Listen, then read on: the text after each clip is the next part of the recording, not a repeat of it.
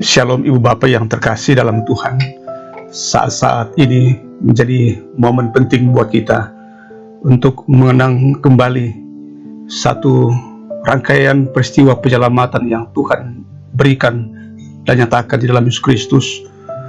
Kamis Putih mempersiapkan kita memasuki hari Jumat Agung dan masa-masa sunyi di Sabtu Sunyi, hingga dengan penuh sukacita kita menyambut kebangkitan Yesus Kristus. Dan pada malam ini melalui sapaan kasih kita merenungkan satu bahagian pengajaran firman Tuhan yang diberi judul Tetap Mengasihi Walau Terluka.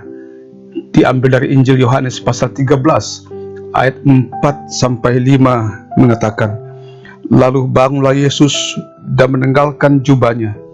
Ia mengambil sehelai kain lenan dan mengikatkannya pada pinggangnya. Kemudian ia menuangkan air ke dalam sebuah basi dan mulai membasuh kaki murid-muridnya, lalu mengekanya dengan kain yang terikat pada pinggangnya itu. Ibu Bapak, saudaraku yang baik dan yang dikasihi Tuhan, pernahkah kita menghadapi saat-saat yang paling mendebarkan dan menakutkan?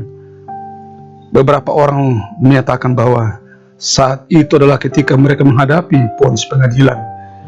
Juga beberapa orang lain mengatakan bahwa saat yang paling mendebarkan dan menakutkan adalah ketika menanti kelahiran anak yang telah lama dinantikan.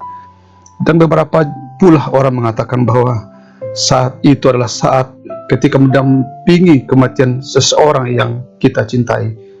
Semua pernyataan tersebut mengandung kebenarannya masing-masing. Namun tidak ada yang menyangkal bahwa saat yang paling mendebarkan dan menakutkan adalah saat kita atau seseorang menghadapi ajal. Dan di hari Kamis Putih, aroma kematian telah tercium begitu dekat di dalam kehidupan Tuhan Yesus. Siapa di antara kita yang siap menghadapi ajal?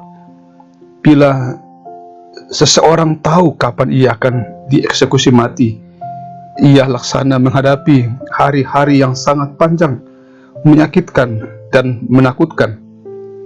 Dalam Yohanes pasal 13 ayat 1 mengatakan, sementara itu sebelum hari raya Paskah mulai, Yesus telah tahu bahwa saatnya sudah tiba untuk beralih dari dunia ini kepada Bapa. Kesaksian ini menyatakan bahwa Tuhan Yesus telah mengetahui dengan persis bahwa saatnya untuk meninggalkan dunia ini sudah tiba. Dia sadar bahwa kematiannya telah makin dekat. Kematiannya sebentar lagi. Dia akan menghadapi kematian yang paling menyakitkan, menghadapi hukuman salib, dan dia juga akan segera meninggalkan para murid-muridnya secara jasmani. Selain itu, Ibu Bapak yang terkasih dalam Tuhan, Tuhan Yesus juga sedang menghadapi kenyataan yang sangat melukai hatinya. Saat Tuhan Yesus duduk makan bersama murid-muridnya, disebutkan bahwa mereka sedang makan bersama, dan iblis telah membisikkan rencana dalam hati Yudas Iskariot, anak Simon, untuk mengkhianati dia. Yesus tahu bahwa Bapaknya telah menyerahkan segala sesuatu kepadanya, dan bahkan ia datang dari Allah dan akan kembali kepada Allah.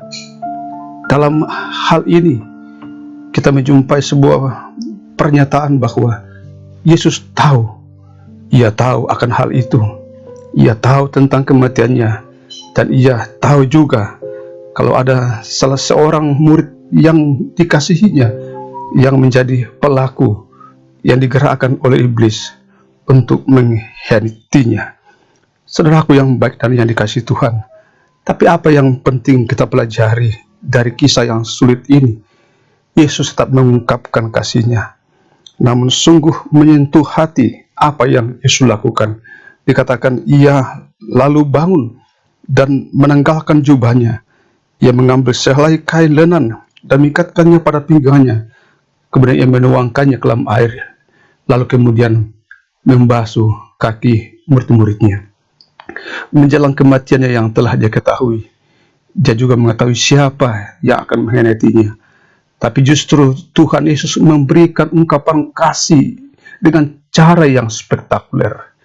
Dia bersedia memosisikan dirinya sebagai seorang hamba yang pada zaman itu harus membersihkan kaki tuan dan para tamunya dengan cara membasuh dengan air, lalu menyekah dengan kain di pinggangnya.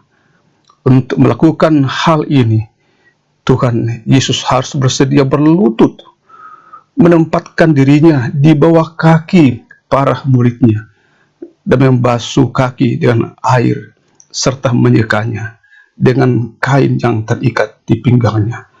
Sungguh ini sebuah pengajaran yang mendalam, di mana Yesus yang adalah Guru dan Tuhan bersedia memosisikan dirinya sebagai seorang hamba.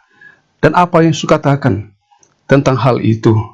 Dalam Yohanes 13 ayat 13 dikatakan, kamu menyebut aku Guru dan Tuhan, dan katamu itu tepat, sebab memang aku Guru dan Tuhanmu. Dan kemudian dilanjutkan pada ayat selanjutnya, dikatakan, jika kamu membasuh kakimu, jika aku membasuh kakimu, aku yang adalah Tuhan dan Gurumu, maka kamu pun wajib saling membasuh kakimu.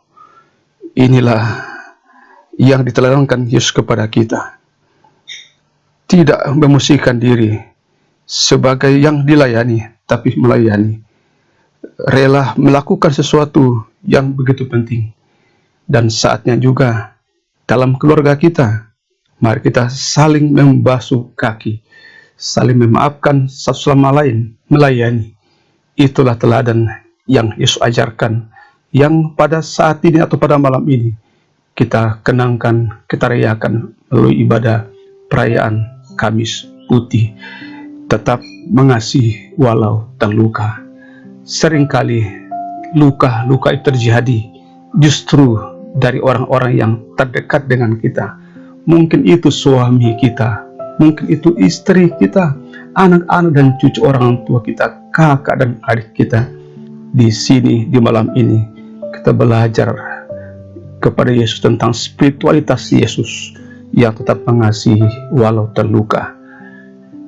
Mari dalam hati kita masing-masing, dalam doa-doa pribadi, kita kenang dan terus mendoakan, memaafkan bila ada saudara kita yang menyakiti hati kita. Malam ini, sebelum besok hari Jumat Agung, lakukanlah malam ini. Doakanlah, sebutkan dalam doa kita masing-masing. Mungkin orang-orang yang kita sakiti hatinya, yang kita lukai hatinya dengan kata-kata kita, dengan sikap kita, dengan perbuatan kita. Pejamkan mata kita, doakanlah, mohon ampunlah kepadanya, maafkanlah. Basuh hati kita malam ini. Bukan hanya hati, bukan hanya kaki yang kita basuh, tapi membasuh hati kita malam ini, agar kita layak besok dalam hari Jumat Agung merayakan kembali peristiwa Jumat Agung dan mengambil bahagian melalui perjamuan kudus. Berdoalah, memohon pengampunan, dan juga teruslah mengampuni orang-orang yang mungkin pernah kita sakiti dan menyakiti hati kita. Untuk semua itu, Ibu Bapak yang terkasih dalam Tuhan, tetap buka hati dan kehidupan saudara, karena berkat Tuhan tidak pernah berhenti. Malam ini berkatnya akan diberikan. Tuhan berkati engkau dan melindungi engkau.